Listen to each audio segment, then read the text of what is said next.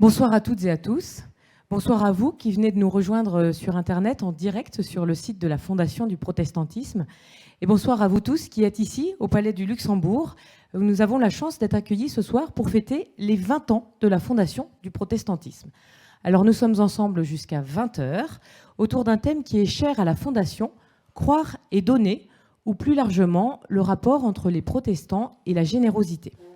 Avant de vous présenter plus en détail le programme, je suis obligée de vous rappeler un petit peu les gestes barrières. On vous remercie d'avoir bien voulu garder des sièges vides et les distances sanitaires réglementaires entre vous. On va vous demander également de conserver votre masque. On est évidemment très déçus de ne pas avoir pu accueillir plus de monde ce soir. Normalement, cette salle aurait dû être pleine à craquer, mais à cause de la pandémie, les rangs sont un peu clairsemés. Et puis également pour vous qui êtes chez vous et qui regrettez de ne pas être avec nous ce soir, eh bien merci, vous respectez les distances sanitaires ainsi. Pour ceux qui êtes ici, merci d'éviter les déplacements inutiles. Toussons dans nos coudes, n'éternuons pas sur nos voisins et profitons de la soirée tous ensemble. Et quelle soirée! Je vous le disais, nous allons parler de la générosité et du protestantisme avec Madame la Présidente de la Fondation, Monsieur le Président du Sénat, Caroline Bauer, théologienne, Claude Dargent, sociologue, mais aussi des spécialistes du terrain comme Carole de Saint-Affrique, qui nous racontera comment elle a su lever 1 million d'euros pour son église protestante de Londres, Jean-Marc Sauvé, qui en tant que président de la Fondation des apprentis d'Auteuil pourra témoigner de l'engagement, notamment des chrétiens, Marjorie Legendre, pasteur et professeur d'éthique, qui viendra nous apporter son regard sur tous ces échanges. Puis nous conclurons ce vaste programme avec François Claveroli, président de la Fédération du protestantisme. Je vous propose donc de commencer sans plus attendre. Et bien sûr, quand on fait une soirée d'anniversaire, eh bien, on réclame toujours un discours à celui ou celle qui souffle ses bougies. Alors ce soir, c'est naturellement que nous allons commencer par écouter le discours de celle qui préside la Fondation du protestantisme depuis 2016. Merci d'accueillir Anne Corvino.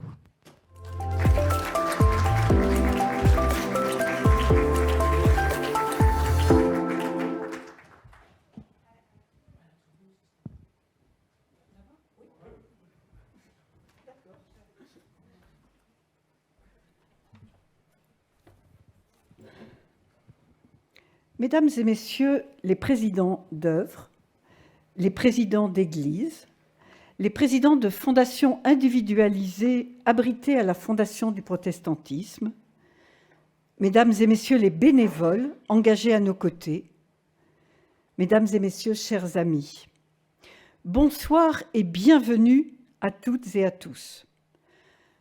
Je tiens d'abord à excuser Monsieur le Président du Sénat, qui ne peut être parmi nous ce soir, mais qui nous a fait parvenir son témoignage dans le cadre d'une vidéo que nous visionnerons tout à l'heure. Nous sommes très heureux de vous accueillir pour ce colloque organisé à l'occasion des 20 ans de la Fondation du protestantisme. 20 ans, déjà 20 ans, ou peut-être, pour certains, enfin 20 ans. Quelle longue histoire, sur laquelle nous n'allons pas revenir ce soir. Un cadeau qui vous sera distribué en fin de soirée, la revue des 20 ans, retrace ces années d'engagement et vous y trouverez tout ce que vous avez toujours voulu savoir. Juste quelques mots tout de même.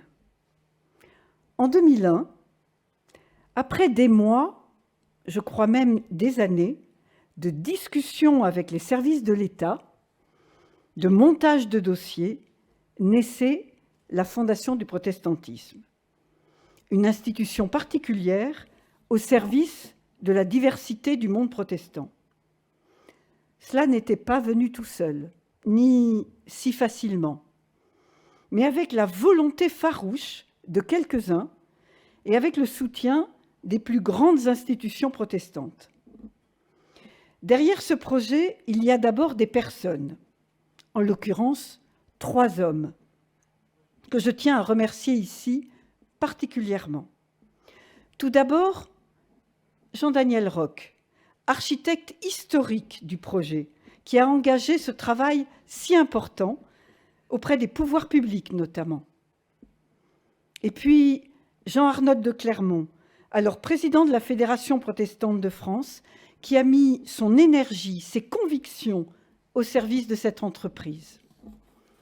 Enfin, Pierre Jox, qui a accepté de présider cette institution pendant plus de 15 ans et ainsi permis à cette jeune fondation de disposer d'une incarnation et d'une légitimité forte. 2 d'entre eux sont là ce soir et je vous propose collectivement de les remercier en les applaudissant.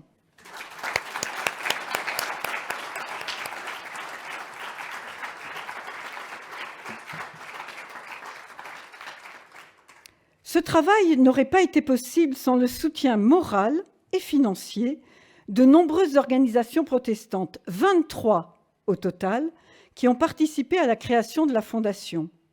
Je tiens à saluer, entre autres, la Fédération protestante de France, l'Église protestante unie de France, la Fédération de l'entraide protestante, les fondations Armée du Salut, La Cause, John Bost, la Fondation pour les ministres, le Sonnenhof ou encore le Chapitre Saint-Thomas. Je pense aussi à l'Association des étudiants protestants de Paris, au DEFAP ou à la Société de l'histoire du protestantisme français. Chers amis, mais alors, une fondation, pourquoi faire? Les objectifs, dès la création, peuvent se résumer en 3 mots. Préserver, rassembler, soutenir. Préserver. La Fondation s'est constituée historiquement autour de la sauvegarde du patrimoine et du soutien aux institutions protestantes déjà existantes. Cette création a alors apporté un cadre sécurisé à certaines actions et a ainsi permis la poursuite d'activités parfois centenaires. Rassembler. La mutualisation des moyens, la coopération entre les institutions dans le cadre de la Fondation, à l'instar de l'action de solidarité protestante, entraîne mise en commun et synergie au sein de la grande famille protestante. Préserver, rassembler, mais aussi soutenir par sa capacité à collecter des fonds, à aller chercher des nouveaux donateurs, à apporter un soutien moral et financier, la Fondation du protestantisme contribue à démultiplier les projets en France et dans le monde. En 20 ans, la Fondation du protestantisme est devenue un espace central de la générosité du monde protestant. Grâce à cette générosité, nous accompagnons 60 fondations abritées, non, 59 fondations abritées. Plus de 250 projets par an sont soutenus en France et dans le monde. Ce sont 4 millions d'euros qui sont collectés annuellement, permettant aux œuvres et aux églises d'agir pour le monde. Progressivement, nous sommes devenus la fondation de tous les engagements protestants, qu'ils soient culturels, sociaux, humanitaires, patrimoniaux. La Fondation est au rendez-vous de tous les défis et de tous les enjeux qui traversent la société. D'une fondation de service qui permettait à des institutions de répondre à des problématiques techniques et juridiques, nous sommes devenus un espace où se vivent de nouveaux projets, où se construit un collectif. Désormais, notre ambition est de répondre pleinement aux sollicitations des particuliers qui souhaitent organiser leur générosité au travers des capacités spécifiques d'une fondation reconnue d'utilité publique. Aujourd'hui, la Fondation répond à de nouveaux défis pour toujours mieux accompagner les volontés philanthropiques qui se développent, notamment au sein du monde protestant.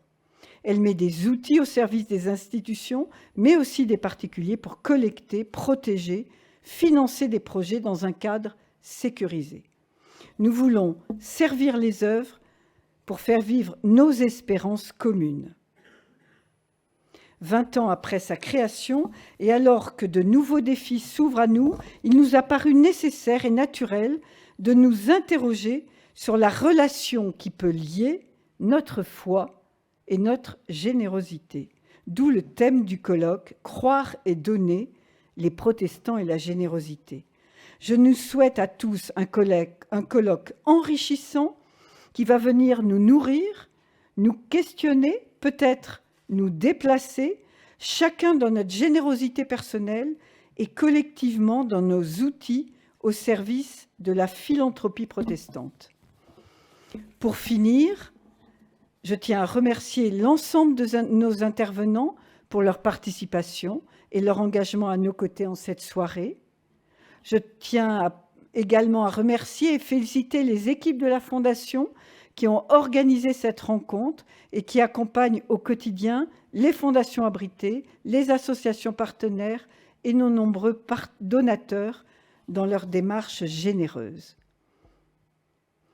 Enfin, je tiens à remercier très chaleureusement et sincèrement Monsieur le Président du Sénat, Monsieur Gérard Larcher, qui nous a ouvert grandes les portes du Palais du Luxembourg.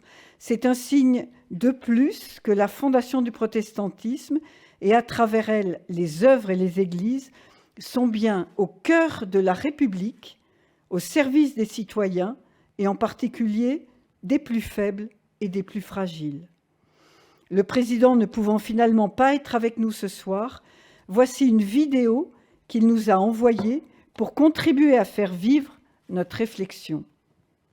Je vous souhaite à tous et à toutes une excellente soirée et un très bon colloque.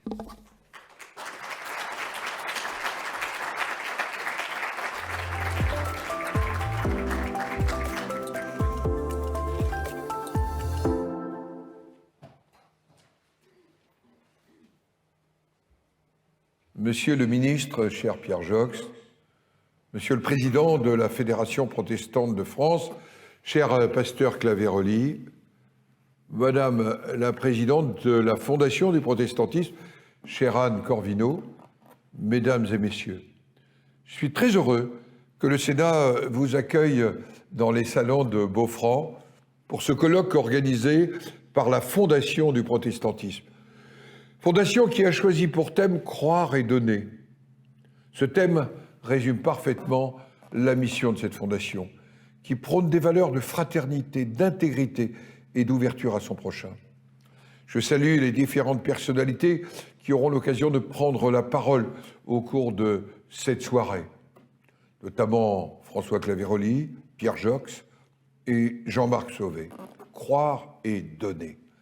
Ces mots évoquent en moi l'évangile de Luc, où une pauvre femme donne toutes ses économies en offrande. Il est dit alors, et je cite, « Cette pauvre veuve a donné plus que tous les autres. Eux ont donné de leur superflu, mais elle a pris sur son indigence. Elle a mis tout ce qu'elle avait pour vivre. » On ne peut donner vraiment sans se donner soi-même. Et l'on ne se donne que par amour. Le don est un acte de profession de foi. Je souhaiterais dire ici combien le protestantisme, à travers son histoire, me semble avoir apporté un regard nouveau sur le don. En effet, l'action de donner n'a plus été déterminée par la seule logique du salut et de la rédemption, mais par le fait de soulager la détresse de celles et de ceux qui ont besoin d'aide. Aussi, l'attention s'est désormais portée sur les plus démunis, plutôt que sur le geste de leur bienfaiteur. S'impliquer dans une œuvre religieuse est une preuve de liberté et une expression de la foi. L'œuvre charitable est une conséquence de la foi, et non un mérite devant Dieu. Dans cet esprit, la fin du XIXe et du XXe siècle voit l'essor d'un mouvement théologique qui porte toute son attention à la dimension sociale de l'Évangile, et par conséquent aux besoins et aux aspirations des plus pauvres. C'est le christianisme social. Le christianisme social part du principe que la parole doit s'étendre sur tous les domaines, y compris les aspects économiques et sociaux. La foi chrétienne conduit donc à s'engager contre les inégalités sociales et à annoncer l'Évangile aux plus pauvres afin qu'ils restaurent leur dignité. Le don se traduit par une lutte contre la pauvreté et l'exclusion, mais aussi par une volonté d'accès à la culture et à l'éducation.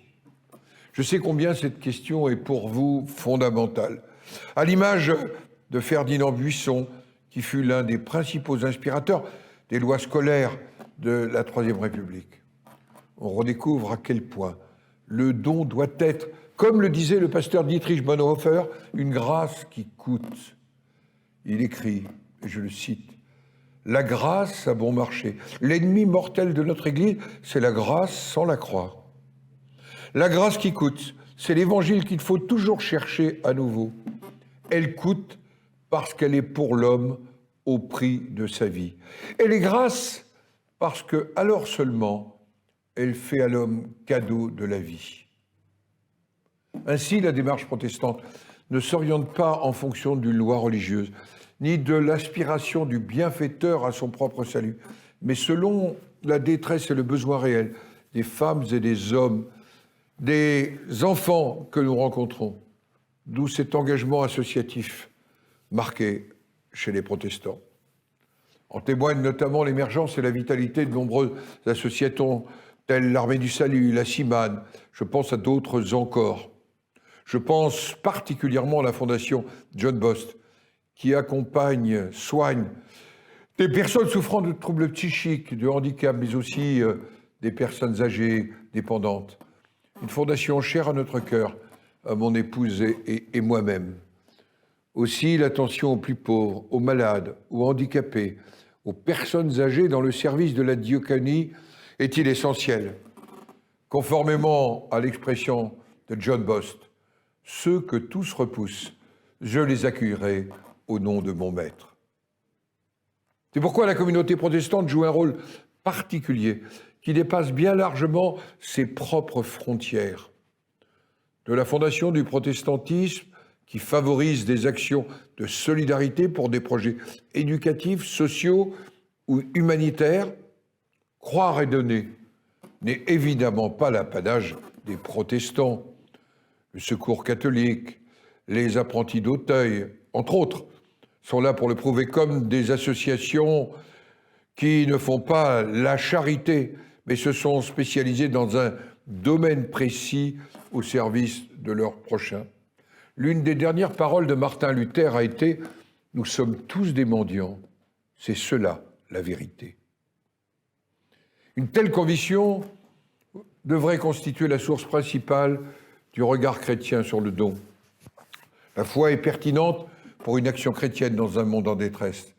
Elle fournit la motivation pour se mettre en route, mais elle porte aussi le message d'un salut à faire connaître à tous. Cette pensée colorera le regard et l'action des chrétiens face à la pauvreté. C'est là toute la richesse de cette soirée. Bon colloque à vous toutes et à vous tous.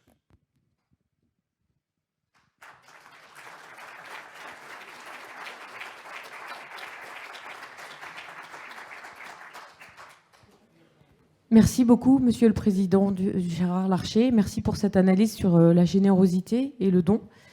Et merci également pour l'accueil ici au Palais du Luxembourg pour cette soirée d'anniversaire. Nous allons maintenant accueillir une spécialiste des rapports entre la foi protestante et le travail, entre la foi et le sens de l'engagement, la foi et le don. Elle est docteure en sciences économiques et en théologie protestante, chargée de cours à l'Université catholique de Lyon. Merci d'accueillir Caroline Bauer.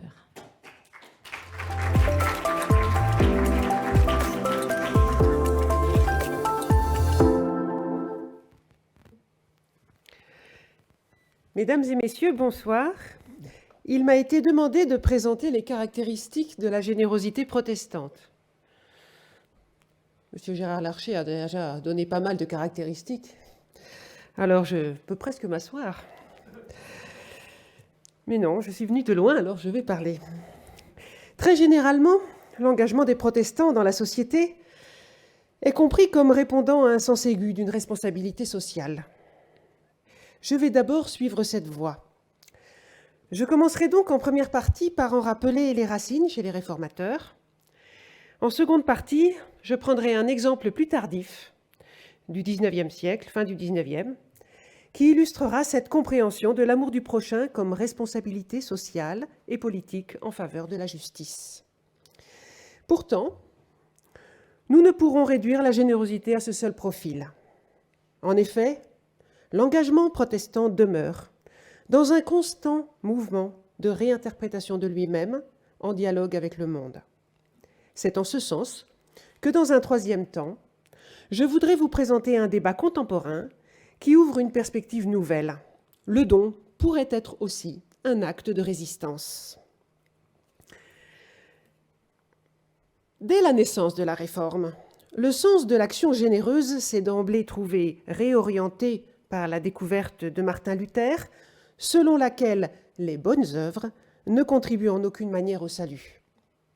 Non qu'elles ne soient plus une nécessité, mais de préalable au salut, comme préparatrices de la grâce dans la théologie catholique d'alors, elles deviennent pour Luther une conséquence de la foi, une réponse du croyant à la grâce reçue.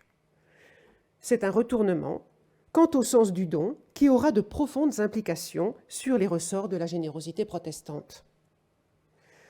La première conséquence est la libération de toute loi religieuse dictant la conscience.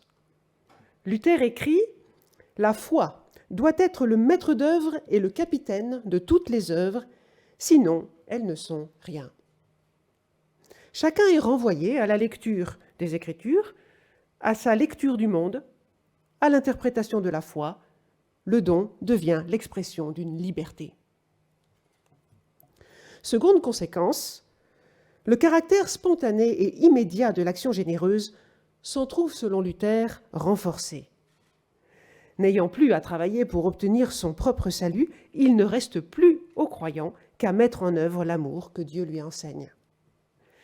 Cette liberté, cette spontanéité, cette joie du don est fondée sur l'idée luthérienne du joyeux échange. Luther écrit « De même que notre prochain est dans la misère et qu'il a besoin de notre superflu, de même nous avons été dans la misère devant Dieu et nous avons eu besoin de sa grâce. Nous sommes tous des mendiants. » Le don est réponse joyeuse au don préalablement reçu. Jean Calvin fera un pas de plus pour fonder l'idée d'une responsabilité du protestant, même si ce mot responsabilité est bien plus tardif. Il reprendra la métaphore classique d'une société comprise comme un corps dont les parties sont toutes interdépendantes les unes des autres. Il en déduira que dans ce corps, chacun a la responsabilité de faire tout ce qui lui est possible pour que l'autre vive. Les biens sont comme un dépôt dont il nous faudra rendre compte, dit-il. Ils doivent être assignés à un objectif de prospérité partagée, de justice et de charité. Tant l'ampleur de ce partage que cette idée de rendre compte sont nouvelles. Donner n'est plus seulement une liberté, mais devient un devoir envers la société tout entière. On a bien là les bases chez Calvin d'un sens protestant de la responsabilité, qui est à la fois réponse à l'amour reçu et engagement en faveur d'une société fraternelle. Mais comment s'est incarné ce sens protestant de la générosité? Qu'a-t-il donné à voir dans l'histoire? Le débat est ouvert et le champ est immense. Plusieurs profils de la générosité en ont découlé, assurément. Et je ne vous parlerai pas ici de Max Weber et de la façon dont on peut interpréter les suites de sa thèse, ni d'un paternalisme alsacien, qui est aussi un autre cas de générosité. En cette seconde partie, je choisirai un seul exemple pour illustrer le caractère effectif de ce sens calvinien. Et je prends l'exemple, sous-entendu peut-être par Gérard Larcher, celui de Charles Gide. Il fut un promoteur très original de la coopération, président du mouvement du christianisme social, théoricien de ce mouvement appelé le solidarisme, protestant convaincu, à la fin du XIXe et au début du XXe. Nous devons au professeur Frédéric Rognon d'avoir publié une étude sur la façon dont la pensée solidariste de Charles Gide fut nourrie par sa foi et son héritage protestant. J'en retiens ici seulement quelques traits.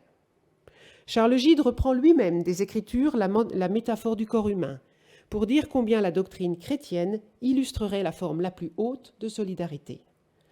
L'individu est appelé à refuser énergiquement tout égoïsme, à déployer une activité désintéressée, à l'image du sens du sacrifice dont a témoigné Jésus-Christ.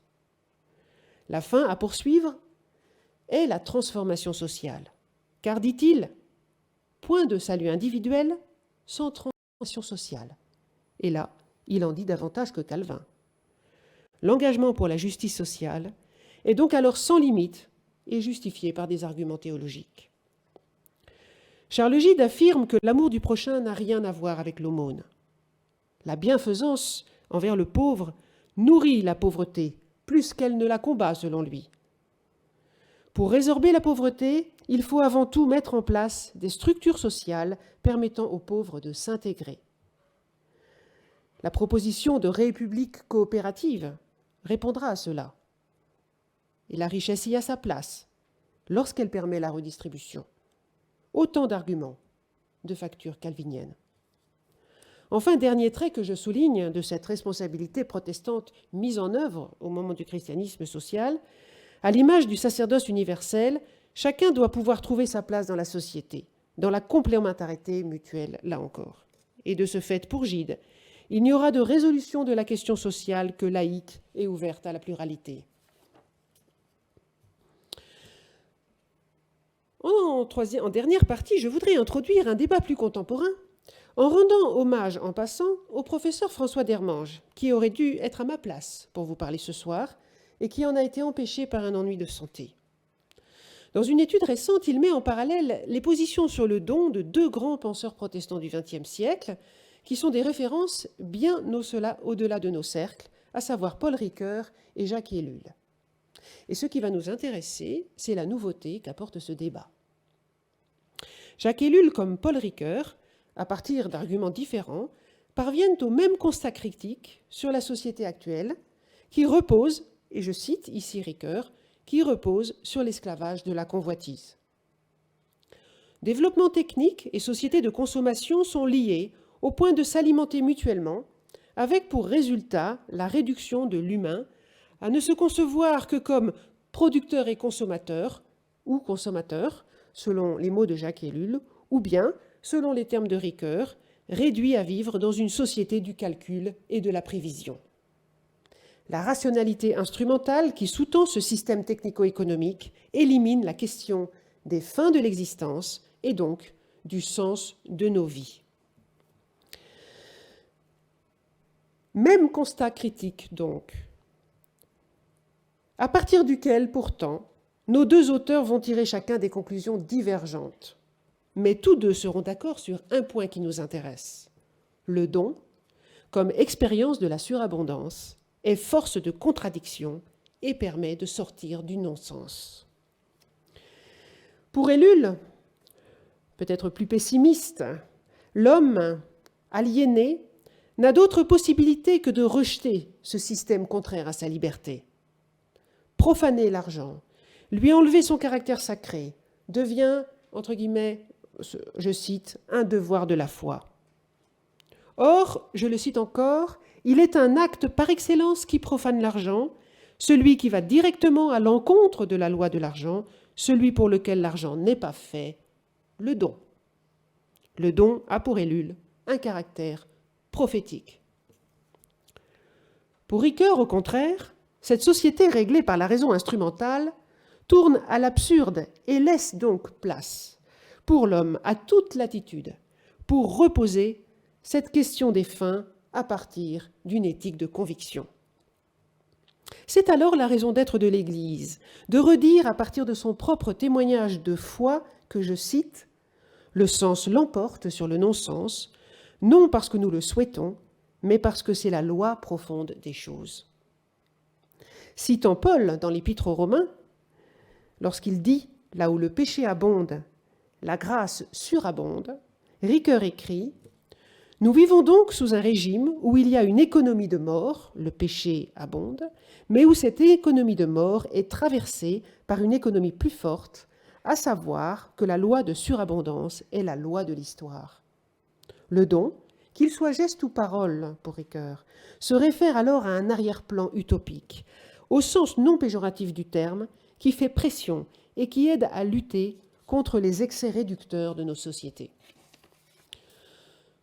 Nous avons donc présenté successivement deux pôles différents de la générosité protestante. Le pôle de la responsabilité, qui embrasse, dans son exigence de justice, l'ensemble de la société comme un corps dont les parties sont interdépendantes. le pôle de la résistance qui lutte pied à pied, que ce soit par des gestes prophétiques ou par une argumentation serrée, contre tout ce qui peut réduire l'être humain et l'exclure de l'expérience de la surabondance, toujours in fine, conçue comme puissance de vie dans l'histoire.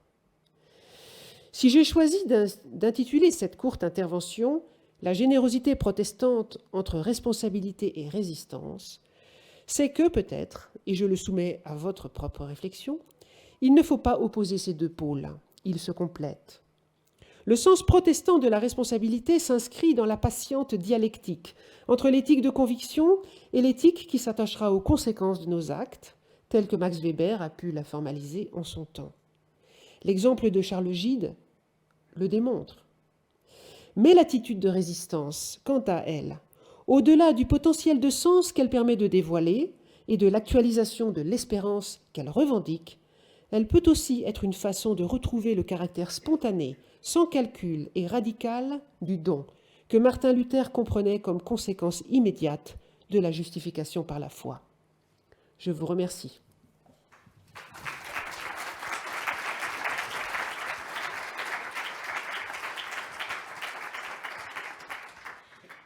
Merci beaucoup, Caroline Bauer, pour cet éclairage sur les caractéristiques de la générosité protestante, sur le don joyeux, le don prophétique, le don utopique ou le don comme résistance. Dans quelques instants, nous allons continuer à parler d'engagement avec des acteurs de terrain. Mais avant cela, je vous propose un petit voyage dans le temps, au tout début de la fondation du protestantisme. Si cette fondation a pu voir le jour, Anne Corvino nous l'a rappelé tout à l'heure, c'est grâce à la rencontre de plusieurs acteurs décisifs, Pierre Joxe, Jean-Daniel Roch et Jean-Arnold de Clermont. Et lors d'une rencontre il y a quelques semaines au centre Martin Luther King Grand Paris, ils ont accepté de raconter la genèse de cette fondation du protestantisme, les débuts de l'aventure. On les écoute.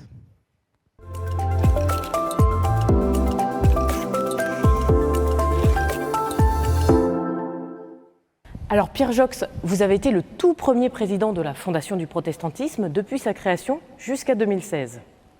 Jean-Daniel Roch, vous en avez été le secrétaire général pendant 18 années et vous en êtes aussi l'architecte historique. Jean-Arnold de Clermont, vous étiez le président de la Fédération protestante de France de 1999 à 2007 et donc, de ce fait-là, premier vice-président de la Fondation du protestantisme. Et vous avez été un partenaire privilégié de la Fondation à ses débuts et vice-versa. Alors, 20 ans, c'est un bel âge. Votre beau bébé est devenu un jeune adulte. Est-ce que, pour commencer, vous pourriez nous raconter sa gestation, l'histoire du projet, la réflexion qui a mis en route cette aventure ? Il y a deux grandes institutions du protestantisme français qui favorisent le travail en commun. La Fédération protestante, disons l'unité des églises, mais pas simplement les églises, communautés, œuvres et mouvements, et la Fédération de l'entraide protestante, cette institution admirable qui réunit l'ensemble des associations à caractère humanitaire, social, etc. Ce qui manquait, c'était un instrument juridique qui permette à ces différents organismes de ne pas être dépassés par des questions d'ordre matériel, juridique, un certain nombre d'institutions menaçaient de disparaître tout simplement. Et là, la Fondation a véritablement été l'instrument qui a permis à la Fédération protestante d'une part, à la Fédération de l'entraide protestante d'autre part, d'avoir une solidité et des perspectives d'avenir tout à fait intéressantes. Un certain nombre d'institutions protestantes, parfois anciennes, rencontraient des difficultés. Elles rencontraient des difficultés soit pour renouveler leurs responsables, soit parce que les activités qu'elles faisaient dans les immeubles concernés n'étaient pas conformes à leur statut. Je vais donner un exemple classique, des centres de tourisme social, propriété d'une association cultuelle. Il y en avait plusieurs. Soit encore parce que c'était des institutions anciennes, bien installées, mais qui avaient envie d'innover, de lancer des projets différents de leur statut et qui n'avaient pas la liberté de le faire. Et mon rôle, c'était, comme président de la Fédération protestante, d'entrer dans ce mouvement qui me précédait, bien sûr. Moi, je suis créateur en rien là-dedans, mais je suis rentré parce que j'y ai trouvé un projet tout à fait enthousiasmant et qu'il fallait que la Fédération protestante fasse appel à un maximum de personnes pour entrer dans ce projet. Mais moi, à la même époque, j'ai constaté que les seuls qui n'avaient pas une organisation structurée en matière d'action sociale, culturelle, etc., c'est les protestants. Les catholiques avaient des structures très nombreuses, très puissantes. Les juifs avaient le Fonds social juif unifié, des structures formidables qui existaient parfois depuis très longtemps, avec des centres de formation professionnelle, des institutions culturelles, des institutions médicales, hospitalières. Et j'étais étonné que les protestants, qui avaient une action très importante dans le domaine culturel, médical, professionnel, par exemple la première école pour sourds-muets en France, au XIXe siècle, c'est des protestants qui l'ont créée. La première école d'infirmières laïques créée en France, à Bordeaux, c'était des protestants qui l'ont créée. Il y a beaucoup de premières d'inauguration, de création qui sont dues à la communauté protestante, mais pas à une structure centrale, parce qu'il n'y a pas beaucoup de structures centrales protestantes. Donc, j'en ai parlé, je ne sais pas auquel d'entre vous, et puis un jour, ils sont venus me trouver en me disant, voilà, au fond, vous avez raison, il faut faire une structure et une fondation, parce que vous savez qu'en droit français, les fondations, surtout quand elles sont reconnues d'utilité publique, ont des avantages particuliers en matière fiscale, par exemple, etc. Et à ce moment-là, je ne pouvais pas le faire parce que j'étais président de la Cour des comptes. Et je ne pouvais pas fonder ou présider une structure, une association susceptible de recevoir des fonds publics. C'est pas possible. Et puis, je crois que c'est 1 an plus tard ou 2 ans plus tard, j'ai été nommé au Conseil constitutionnel. Donc, j'ai quitté la Cour des comptes. Et au Conseil constitutionnel, j'avais beaucoup plus de temps. Et c'est là qu'on a démarré. Et vous aviez surtout la possibilité. Oui, c'est ça. Alors, on n'a pas centralisé, ça, c'est pas possible, c'est même pas souhaitable, mais on a donné des moyens de fonctionnement, de développement, d'organisation et de communication à des initiatives qui existaient ou qui cherchaient à se développer à travers la France. C'est là qu'on aurait... Et c'est vrai que 20 ans après, c'est très agréable de se dire qu'on s'est connus dans ces conditions et qu'aujourd'hui, c'est quelque chose qui précisément d'ailleurs, à la tête de la Fondation maintenant, une des personnes qui était à la tête d'une des actions, le diaconat de Bordeaux, il y a quelque temps.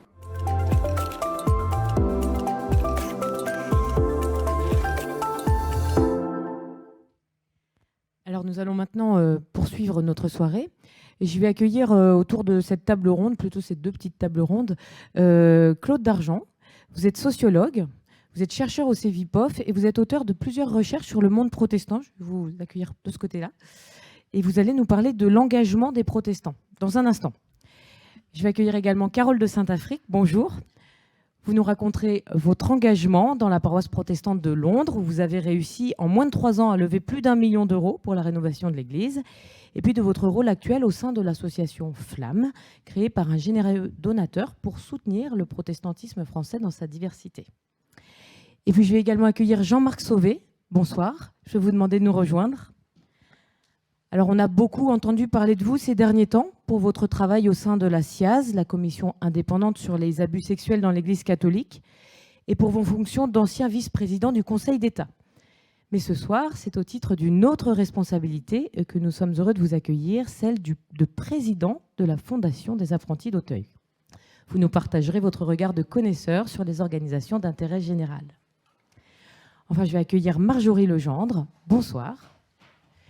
Vous êtes professeur d'éthique à la Faculté libre de théologie évangélique de Vaux-sur-Seine et pasteur de l'Union des Églises évangéliques libres.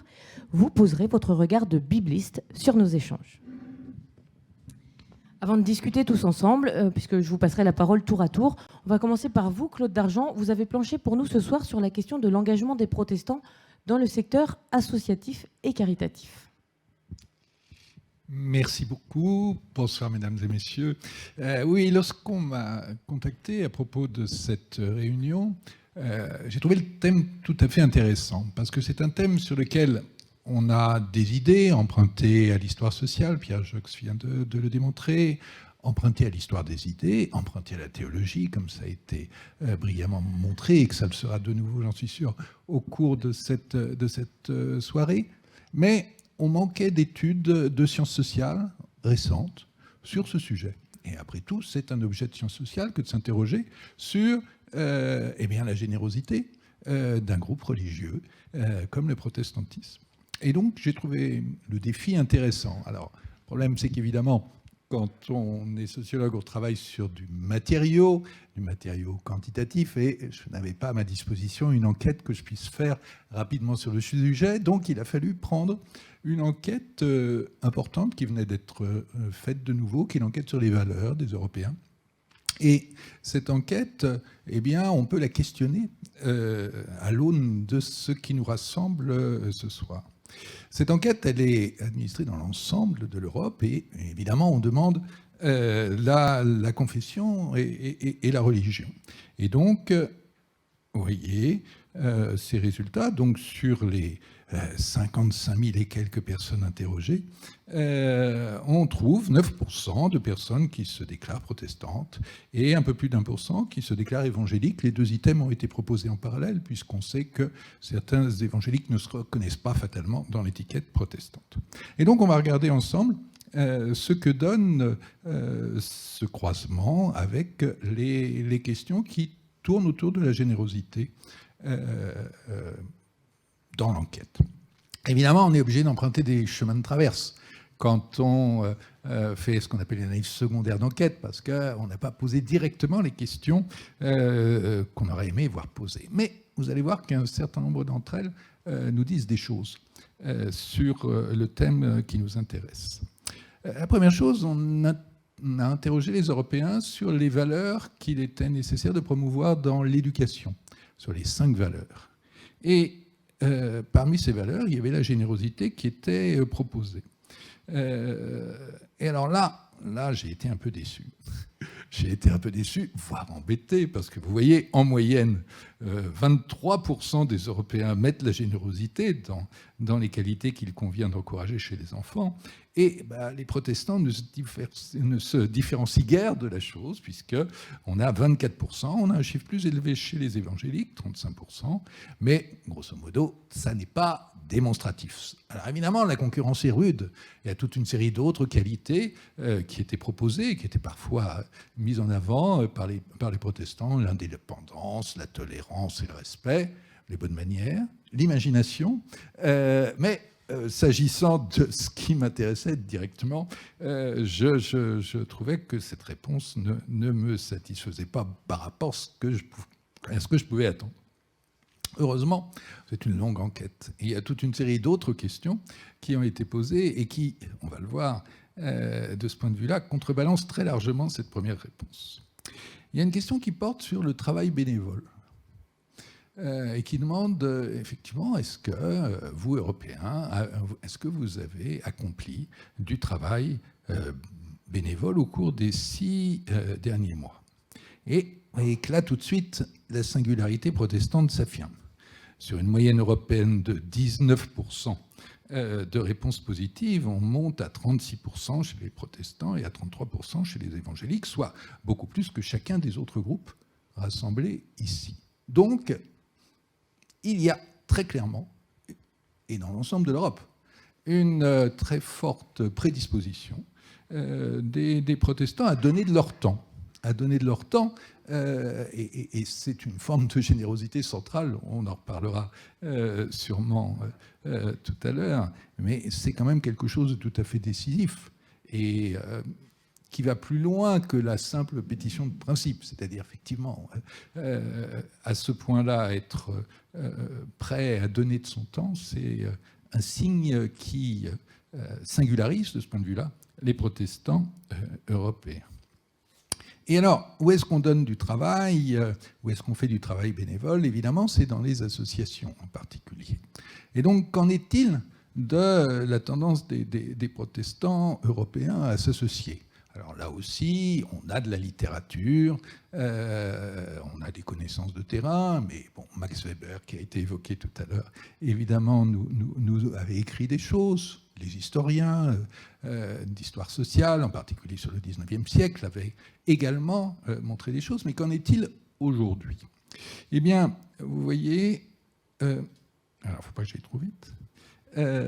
En matière d'appartenance aux associations, là encore, les protestants européens se distinguent tout à fait clairement des autres groupes religieux. Alors que la moyenne en Europe, c'est 44% d'Européens qui appartiennent à au moins une association, eh bien le taux est double chez les protestants et à peine moins chez les évangéliques. Et là encore, on note une singularité protestante sur une forme d'associationnisme, c'est difficile à dire, mais c'est une réalité qui, on le constate là, est toujours pertinente et dans l'ensemble de l'Europe. Et je trouve que de ce point de vue-là, ces chiffres sont intéressants à considérer, parce qu'après tout, il faut toujours se poser la question, ce qu'on pensait acquis, ce qu'il a été jadis, est-ce qu'il le demeure aujourd'hui? Et c'est pour ça qu'on a, de mon point de vue, besoin d'enquête, et de ce point de vue-ci, la démonstration est claire. Alors évidemment, on peut dire, oui, mais les associations, ce n'est pas fatalement de la générosité. Il y a des tas d'associations, et les protestants sont surreprésentés dans les associations sportives, dans les associations culturelles aussi. Mais ils le sont très clairement également dans les associations humanitaires et caritatives, où en moyenne 8% des Européens sont membres d'une association humanitaire ou caritative, alors que le taux monte à 18% chez les protestants et chez les évangéliques, qui là encore sont le premier groupe religieux européen à figurer dans ce tableau. Et évidemment, dans les groupes religieux, il y a aussi les sans religion, qu'on prend toujours en compte, comme vous le voyez ici. Eh bien, dans ce domaine, comme dans d'autres, il y a véritablement une propension associative, particulièrement sur les associations caritatives, des protestants européens. Alors, on aura le débat tout à l'heure sur les origines de tout cela. L'enquête nous donne, et c'est par là que je terminerai, deux pistes. Deux pistes sur les rapports des protestants à leurs concitoyens, à leurs voisins, leur rapport aux autres Européens. Il y a d'abord une question très simple. Dans quelle mesure vous sentez-vous concerné par les conditions de vie de l'humanité tout entière? Là encore, on a une singularité protestante. Si 28% des Européens se sentent concernés par les conditions de vie de l'humanité tout entière, eh bien c'est 40% des protestants, 41% des évangéliques, soit beaucoup plus que tous les autres groupes, laissons à part les autres religions qui sont un groupe trop hétérogène pour qu'on puisse en parler facilement. Donc, là encore, de ce point de vue-là, le fait d'être concerné par les conditions de vie de l'humanité tout entière, c'est probablement une des pistes de cette générosité protestante que nous étudions ce soir. Et puis, autre volet, et ce sera le dernier volet de tous ces chiffres, parce que je ne veux pas vous assommer de ces choses-là, la question de la confiance. La question de la confiance vis-à-vis d'autrui. Là encore, d'une manière générale, diriez-vous qu'on peut faire confiance à la plupart des gens ou qu'on n'est jamais assez prudent quand on a affaire aux autres? Vous observez que, de nouveau, on a une singularité protestante. Si seulement 33% des Européens pensent qu'on peut faire confiance aux autres, eh bien ce taux monte à 55% chez les protestants et 44% chez les évangéliques. Il y a donc une forme de lien social qui est particulière dans ce groupe religieux par rapport aux autres positions religieuses que l'on peut occuper en Europe aujourd'hui. Il y a visiblement un rapport à la société qui est distinct, qui n'est pas le même et qui passe notamment, on l'a vu, par des actions associatives et du travail bénévole qui sont des formes de ce que j'ai appelé l'altruisme. Donc la question que je posais en introduction, c'était est-ce qu'on peut parler d'un altruisme protestant? Au vu des données de l'enquête sur les valeurs, très clairement, au niveau de l'Europe, pour moi, la réponse, provisoire comme toute réponse, mais elle est quand même très clairement positive au vu des chiffres que j'ai pu vous livrer. Je vous remercie.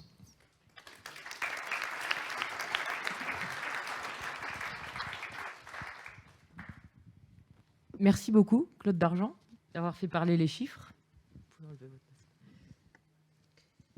Alors, Carole de Saint-Afrique, vous revenez vous installer en France dans un mois, après de nombreuses années à l'étranger, des États-Unis à la Russie, en passant par les Pays-Bas, la Hongrie ou la Suisse, où vous résidez actuellement. Vous avez notamment passé 10 ans à Londres, 10 années pendant lesquelles vous vous êtes beaucoup investi comme bénévole dans un centre pour réfugiés, et également dans l'église protestante, notamment pour sa rénovation. Est-ce que vous pouvez nous raconter cette aventure? Comment ça s'est passé? Comment vous vous êtes retrouvés embarqués là-dedans et comment vous avez fait pour réaliser ce tour de force? Alors, avant de commencer à lever des fonds pour un projet, il faut vraiment être personnellement persuadé que ce projet est nécessaire et tout mettre en œuvre pour qu'il aboutisse, bien sûr. Donc, on a mis en place une équipe. L'équipe doit être particulièrement soudée et investie, et sans problème d'ego ou d'agenda personnel. Ça, c'est vraiment important. Donc, on a mis en place une équipe pluridisciplinaire, donc juridique, finance, communication, marketing et relations avec les architectes. Ça fait combien de personnes en tout, ça? Alors, ça a été assez fluctuant parce qu'il y a eu des arrivées et des départs, parce que c'est pas toujours très satisfaisant de travailler à long terme comme ça. Donc, on a connu des déboires et des départs, mais on a terminé à 3, mais totalement investis. Donc, on a réussi à lever 1,4 million en fait en euros au total. Alors, comment avez-vous réussi ça? À 3 ou à plus? Comment on fait pour faire une telle levée de fonds? Qui on va voir? Quelle démarche fait-on? Comment ça se passe? Alors, on a commencé par faire un bilan approfondi sur notre identité pour en déterminer nos forces et donc nos axes de communication. Donc, notre identité, c'était donc la dernière église du refuge en Angleterre, et on était héritier de 500 ans d'histoire des Huguenots. Et l'autre argument, c'était notre bâtiment, qui est un bâtiment classé de fin 19e. Et la troisième force, c'était notre communauté actuelle et passée, qui était encore très fidèle à l'esprit de cette communauté paroissiale. Et donc, on a fait une communication vraiment ciblée sur chacune de ces axes, avec un narratif vraiment adapté à chaque population pour leur raconter une histoire qui les touche personnellement. Alors, quelles étaient les populations ciblées? Alors, par exemple, on a fait un mailing spécifique pour les Anglais descendants de Huguenots, qui a eu un très bon résultat, en tout cas en nombre de personnes qui ont donné, pas forcément... Là, vous avez axé la communication davantage sur l'histoire, l'héritage? Voilà. Tous ces descendants de Huguenots. Ensuite, pour notre communauté actuelle et passée, on a fait des lettres d'information régulières. On en a fait 16 au total, qui brassaient qui faisaient un point sur l'ensemble du projet, donc où on en était, quelles étaient les finances, les prochaines étapes. Et avec un verset des Actes des Apôtres, il y a plus de joie à donner qu'à recevoir. Et ce qui était important, en fait, c'est qu'on a fait une levée de fonds à l'anglo-saxonne. C'est-à-dire que dès le départ, on avait annoncé un tableau des donateurs. Et ça nous a beaucoup aidé, en fait, à lever des fonds. C'est-à-dire que les premiers dons nominatifs ont encouragé les autres, en fait. Ça a crédibilisé le projet d'avoir des noms. Si un tel a donné, ça veut dire que le projet est fiable, donc je peux donner aussi. Est-ce que les dons sont arrivés dès le début ou est-ce que ça s'est échelonné sur les 3 années? Alors, on a eu un premier don immédiat. Alors ça, c'était très satisfaisant. La première lettre d'information, 3 jours après, on avait un premier don et ça a donné toute l'ampleur au projet. Et ensuite, ça a été plus long pour certains donateurs, mais plusieurs donateurs, en fait, ont été nos ambassadeurs, notamment auprès d'anciens paroissiens. Donc, ils ont été d'un soutien non seulement financier, mais également moral très important. Et alors, à quelles difficultés vous avez dû faire face pendant cette aventure, pendant ces 3 années? Alors forcément, une augmentation des coûts, voilà, comme dans tout projet, 2 étapes vraiment d'augmentation de coûts. On a eu donc, comme je disais, des désistements dans l'équipe. On avait aussi la menace du Brexit et l'augmentation des coûts qui arrivaient. Alors, il y a potentiellement des personnes dans cette salle ou qui nous regardent derrière leur écran qui sont tentées, mais qui peuvent avoir un peu peur de se lancer dans une aventure comme ça, de levée de fonds. Quels conseils vous avez à leur donner, tirés de votre expérience? Alors, il ne faut pas avoir peur de demander de l'argent. C'est-à-dire qu'au départ, on était un peu On avait un petit peu de mal et puis à un moment, on a réalisé qu'on demandait l'argent non pas pour nous, mais pour l'Église et pour le bien commun. Et donc, quand on a pris vraiment conscience de ça, la peur est tombée, on a demandé à tout le monde et ça nous a beaucoup motivés. Et visiblement, ça a fonctionné. Voilà, même les catholiques, nos voisins catholiques ont contribué, l'Église anglicane aussi voisine, enfin tout le monde a. Eh bien, bravo. Alors, à la suite de tout ça, vous avez accepté une autre fonction au sein de l'association Flamme. Est-ce que d'abord vous pourrez la présenter pour ceux éventuellement qui ne la connaîtraient pas, et également nous raconter comment vous vous êtes engagé au sein de Flamme et quel y est votre rôle?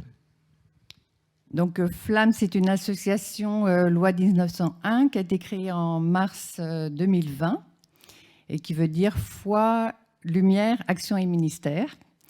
Et l'objectif est de soutenir les projets des églises et des œuvres protestantes en France, et grâce à des soutiens financiers qui résultent d'une donation. Et alors, quel type de projet est-ce que vous financez? Alors, les projets soutenus par Flamme visent à développer des initiatives de témoignage de l'Évangile à toute personne. Donc, c'est vraiment tourner vers l'extérieur. Il y a des projets pour lesquels vous faites appel à la Fondation du protestantisme? Oui, alors depuis mars 2020, on a soutenu 73 projets, dont 20 par l'intermédiaire de la Fondation du protestantisme. Par exemple, l'ancrage protestant de la Fédération d'entraide, la cause de Dzigan ou la mission populaire. Et sur ces 20 projets, 10 en fait ont concerné le soutien au ministère de l'EPUDF. Alors, c'est quand même une grosse responsabilité de brasser comme ça des grosses sommes d'argent. Est-ce que parfois, on a un peu le vertige où on se dit est-ce qu'on va donner plus ici, plus là? Est-ce que vous êtes confronté à des cas de conscience parfois? Comment ça se passe, la répartition?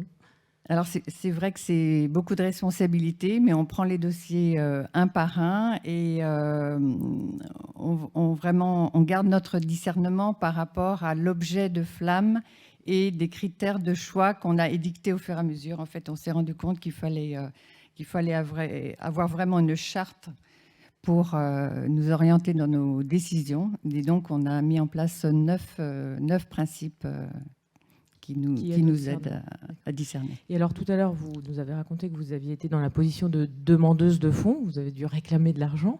Là, vous le redistribuez. Est-ce que votre expérience de la première casquette vous aide dans la seconde? Oui, je pense. D'abord parce que toute l'expérience de gestion de projets pluriannuels, donc quand je vois arriver un dossier, je vois s'il est complet ou s'il manque des éléments en termes budgétaires ou de communication. Je suis très axée sur la communication. Et puis la partie levée de fonds, comme j'ai été confrontée à cette levée de fonds, j'ai rempli un certain nombre de dossiers de demande de subvention. Donc, j'ai eu connaissance des critères de sélection de ces fondations, de suivi de projet et de mode de financement. Donc, je pense que ça aide beaucoup dans le cas de Flamme. Et alors, vous êtes originaire du milieu catholique, en tout cas c'est ce que vous m'avez dit quand on s'est rencontrés, donc vous avez un regard différent qui a d'abord été extérieur à la famille protestante. Du coup, ça vous donne un point de vue un peu extérieur, peut-être pour dire si, selon vous, il y a une spécificité protestante dans le rapport à la générosité. Alors pour moi, pour schématiser sans doute, les catholiques donneraient plus pour des œuvres, alors que les protestants donnent pour un projet précis qui a un impact et qui a toutes les chances de réussir. Donc c'est plus focalisé et c'est plus intellectuel. Mais c'est... Visiblement, personne n'est étonné. Alors, on va poser également la question à votre voisin. Merci beaucoup, Carole de Saint-Affrique, pour ce témoignage. Je vais m'adresser maintenant à vous, Jean-Marc Sauvé. Je vous le disais tout à l'heure, vous étiez président de la SIAZ. On vous connaît comme fonctionnaire d'État, notamment dans vos fonctions d'ancien vice-président du Conseil d'État. Et puis, vous avez travaillé de nombreuses années dans plusieurs ministères, de la justice, à l'intérieur. Vous avez dirigé des commissions de travail sur des sujets très variés. Vous avez présidé ou présidé encore l'Institut des hautes études sur la justice, la Cité internationale universitaire, le comité d'éthique des Jeux olympiques et depuis 2018, c'est ce qui nous intéresse particulièrement ce soir, vous êtes le président de la Fondation des apprentis d'Auteuil, une œuvre sociale catholique au service de l'intérêt général et de la justice sociale. Cette fondation accompagne près de 30 000 jeunes et familles en situation fragile. Toute cette longue introduction pour dire que l'engagement au service des causes qui ont du sens, c'est quelque chose qui vous parle, que vous connaissez bien. Est-ce que vous pensez que l'engagement est très présent dans notre société française? Et puis bien sûr, je vais également vous poser la question à laquelle Carole de Saint-Affrique vient de répondre. Je pense que l'engagement est présent dans notre société, mais notre société a un besoin de plus encore d'engagement qu'elle n'en reçoit de la part de ses membres. Nous voyons bien au fur et à mesure que les années, que les décennies passent, que beaucoup d'amortisseurs sociaux, beaucoup de solidarité traditionnelle s'estompent et que par conséquent, nous sommes confrontés à l'émergence de périphéries, de groupes qui décrochent. Et dans ce contexte-là, nous devons naturellement miser sur les responsabilités publiques, politiques. Les collectivités publiques ont des responsabilités pour recoudre le lien social, permettre à ceux qui décrochent précisément de conserver une insertion, mais nous avons certainement beaucoup plus besoin que par le passé, précisément, d'organiser des actions de solidarité collective. C'est une exigence qui s'impose de manière très très forte. Enfin, moi qui viens d'un monde rural où il y avait une solidarité tout à fait spontanée entre les familles, entre les groupes sociaux, je m'aperçois d'ailleurs, il suffit de lire quelques romans, notamment Édouard Louis, pour comprendre exactement comment, sur ces territoires, la Picardie, tout s'est délité. Et par conséquent, face à l'atomisation du corps social, nous devons reconstruire de manière volontariste des solidarités. Mais alors comment on reconstruit? Est-ce que ce sont les pouvoirs publics? Est-ce que ce sont les fondations? Est-ce que c'est individuellement? Un petit peu tout ça? Il y a la responsabilité des pouvoirs publics, c'est une évidence, mais cette responsabilité n'est pas exclusive.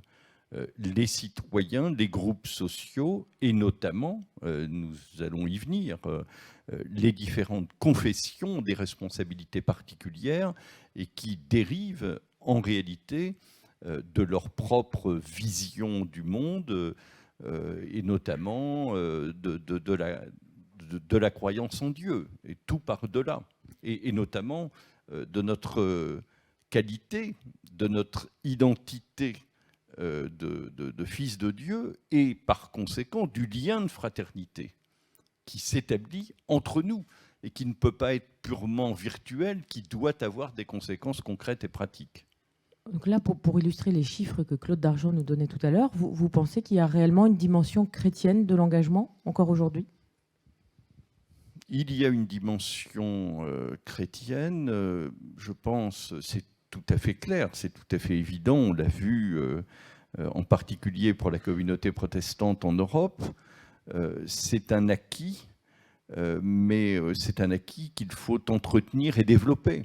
Nous ne pouvons pas, comme ça, nous contenter de dire ben, c'est formidable, les chrétiens ont une identité qui les conduit spontanément à se tourner vers les autres. En réalité, qu'est-ce qui fait que chez les chrétiens, il y a cette démarche qui nous pousse vers la solidarité et l'altruisme? C'est parce que il me semble que les principes d'humanité, de solidarité, de fraternité qui incombent à tout être humain conscient de ses responsabilités, ces principes valent beaucoup plus fortement lorsque nous sommes conscients de notre identité chrétienne et que nous partageons la foi dans un Dieu unique qui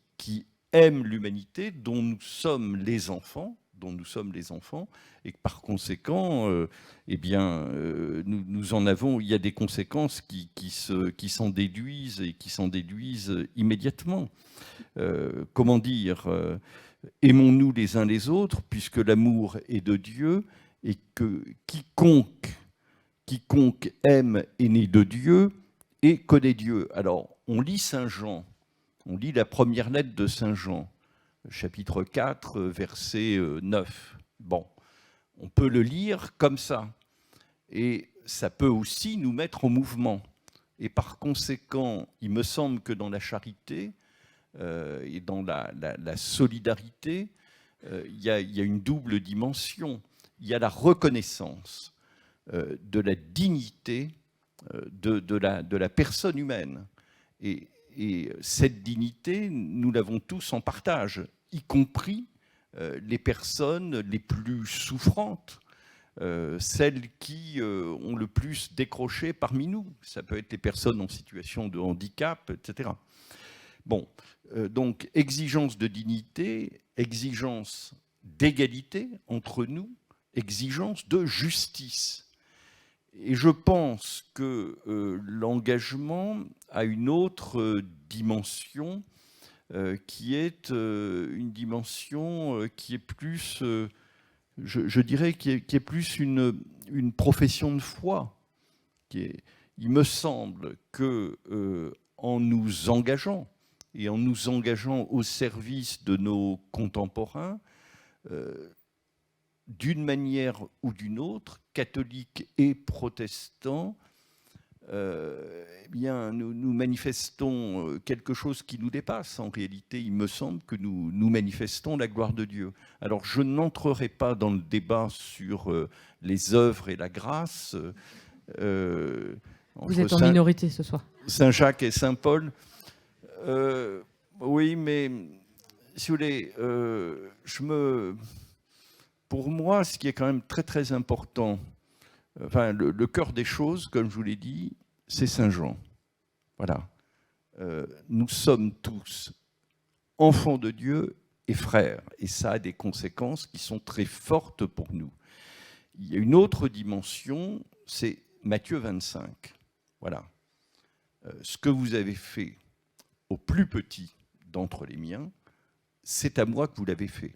Donc, la personne qui a faim, qui n'a pas de toit, qui est nue, qui est malade, qui est prisonnière, qui est détenue, ben voilà, il y a quand même, à la fin, il y a un tri. Pardonnez-moi, mais... Alors, on ne fait pas le bien pour décrocher la timbale, le salut. Ok, je suis complètement d'accord avec ça, mais tout de même, je vais vous faire une révélation, nous sommes sauvés. Surtout vous. Nous sommes tous sauvés, mais il s'en déduit, il s'en infère un certain nombre de devoirs. Voilà. Merci beaucoup. Alors, pardon, moi je vais être un peu plus trivial, mais en même temps c'est pour ça qu'on m'a demandé d'être là. Vous parlez d'humanité, de solidarité, de charité, mais est-ce que on peut aussi parler d'argent dans l'Église? Alors, on a Jean-Marc Sauvé, on a Claude Dargent. C'est une strate vraiment bien fournie. Oui, je pense que l'argent n'est pas tabou. Je dois dire que dans l'Église à laquelle j'appartiens, il y a peut-être une petite difficulté. Il y a certainement une plus grande difficulté à parler d'argent chez les catholiques que chez les protestants. Malgré tout, quand on est sur les sujets dont on parle ce soir, qui est le service, l'engagement au service des plus pauvres et des plus démunis, vous savez, qu'on soit à la CIMAD, au Secours catholique, au CCFD, il n'y a pas de problème. On n'est pas, j'allais dire, complexé ou inhibé. Et on ose parler d'argent. Alors, vous, à la Fondation des apprentis d'Auteuil, par exemple, vous parlez d'argent. Qui sont vos donateurs? Quelles sont leurs motivations? Et puis ensuite, quelle est, pardon, ça fait plusieurs questions à la fois, mais ensuite, quelle est leur place après le don? Est-ce qu'ils donnent et ils s'en vont? Ou est-ce que le fait de donner, ça implique aussi dans l'accompagnement des projets pour lesquels on a contribué éventuellement. Écoutez, je suis président de cette fondation depuis 3 ans. J'ai un peu réfléchi avant de répondre à vos questions et je suis bien en peine d'y répondre. Comment d'abord je suis arrivé dans cette fondation? Vous savez, il y a ce qu'on planifie, ce qu'on organise, et puis il y a ce qui vous est donné. Moi, je voulais me consacrer à une cause au service de personnes qui sont démunies, qui décrochent, et si possible, des jeunes. Et ça ne s'invente pas. J'ai été atteint par la limite d'âge le 28 mai 2018, et le lendemain expirait le mandat de 9 ans de mon prédécesseur. Rien n'a été calculé. Vous voyez, voilà, enfin, je vous laisse méditer. Je dirais tout ce le carrefour entre tout ce qu'on peut imaginer, construire, organiser avec tous nos moyens humains, puis tout d'un coup ce qui vous est donné. Et on m'aurait dit, allez, vous avez à choisir entre, évidemment j'aurais coché la case apprenti d'Auteuil, et voilà, et ça m'est tombé dessus. La commission sur les abus sexuels dans l'Église m'est aussi tombée dessus d'une autre manière. Alors, il y a des donateurs. Alors, il y a tout un historique qui est lié à la figure du père Brottier, qui a été un aumônier militaire emblématique pendant la Première Guerre mondiale, puisqu'il sortait de la tranchée pour secourir les blessés, les mourants, alors que les tirs, les assauts n'étaient pas terminés. Et ce qui fait que à la fin de la Première Guerre mondiale, avec Clémenceau, donc l'homme qui croyait au ciel et l'homme qui n'y croyait pas, ils fondent l'Union nationale des combattants. Et puis, à ce moment-là, les apprentis d'Auteuil partaient en quenouille et Daniel Brottier a repris donc cette fondation jusqu'en 1937, à sa mort. Donc, son exceptionnel charisme, en réalité, a créé un courant de donateurs. Et cette figure est quand même très importante. Elle est très importante. Beaucoup de personnes lèguent tout ou partie de leurs biens à leur mort, à la fois par fidélité au père Brottier, mais aussi, heureusement, je dirais, par intérêt pour l'œuvre qu'il a créée. Alors, je vous parle vous savez, des hasards, des calculs, etc. En 1984, quand le père Brottier est béatifié, le gouvernement français est invité, et qu'il soit laïque et républicain, croyant, ça n'a pas d'importance, mais puisqu'on a un de nos compatriotes qui est reconnu par cette personne morale de droit international public qu'est le Saint-Siège, on y va. Et le membre du gouvernement qui est désigné, il y en a même 2, c'est Robert Badinter et Jacques Delors. Mais la République, c'est la République. Et dans l'ordre du tableau, le garde des Sceaux passe avant le ministre de l'économie. Et donc, c'est Robert Badinter qui prononce le discours et qui fait aussi l'éloge de notre compatriote. Et donc, il avait besoin d'une plume. Et j'étais un peu le catholique de service dans son cabinet. Et donc, j'ai participé à la célébration des mérites du père Brottier et peut-être aussi aux dons qui sont donnés. Il y a un des enjeux, donc, c'est certainement assurer constamment le renouvellement des donateurs. Par définition, les personnes qui lèguent leurs biens sont des personnes qui arrivent à la fin de leur vie et qui font des testaments. D'une manière générale, les dons sont d'autant plus nombreux et plus importants que les personnes avancent en âge. Et par conséquent, il est extrêmement important de développer une approche du public pour faire connaître les actions concrètes que nous faisons, d'une manière qui soit contemporaine, qui ne mette pas l'accent sur la dévotion à une figure emblématique, mais les actions que nous engageons au service des jeunes, des publics en difficulté. On en revient à l'importance de la communication dont vous parliez tout à l'heure. Elle est très importante. Elle est très importante et il faut à la fois renouveler les messages, et en même temps avoir des techniques de communication qui soient des techniques de communication nous permettant de toucher les trentenaires, les quadragénaires. Et de fait, nous parvenons, année après année, à susciter l'intérêt. Vous avez posé une autre question à laquelle je n'ai pas répondu. Sur l'affectation des dons. Oui. Est-ce que les donateurs disent « je donne à la fondation et puis débrouillez-vous avec ça, donnez à qui vous voulez » ou est-ce qu'ils peuvent choisir l'affectation de leurs dons et aussi quelle est leur position ensuite en tant que donateur? Nous recevons chaque année plus de 110 millions de dons, entre 110 et 120 millions. Cela représente près d'un tiers de nos ressources.